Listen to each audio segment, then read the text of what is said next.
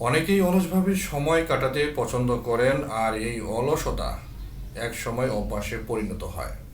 তাছাড়া অলস ব্যক্তি কখনোই জীবনে উন্নতি করতে পারে না, সবসময় সে পিছিয়েই থাকে।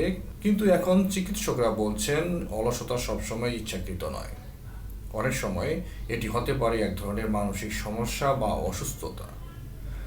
সকালে ঘুম থেকে ওঠার পরও শরীর চাঙ্গা লাগে না, কোনো কাজে উৎসাহ পাওয়া যায় না।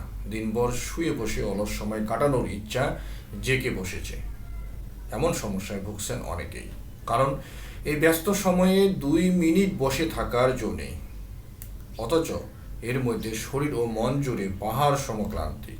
তাদের সকালে অফিস যেতেও অনীহা, বাড়ির কাজকর্মেও অনীহা, নতুন কিছু করা বা শেখার আগ্রহ অনীহা। সব কাজে আগ্রহ তলানিতে গিয়ে ঠেকেছে। শরীর ও মন যেন কোনো জোরই নেই।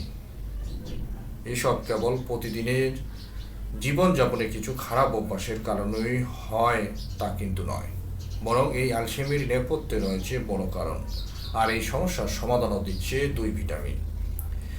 চিকিৎসকরা বলছেন অতিরিক্ত আলস্য, ক্লান্তি ভাব বা ঝিমুনির কারণ কিন্তু ভিটামিনের অভাব। শরীরে ভিটামিন ও খনিজের নির্দিষ্ট ভারসাম্য আছে, তা বিগড়ে গেলেই তখন পেশির ক্লান্তি বাড়ে, শরীরের দুর্বলতাও বাড়ে।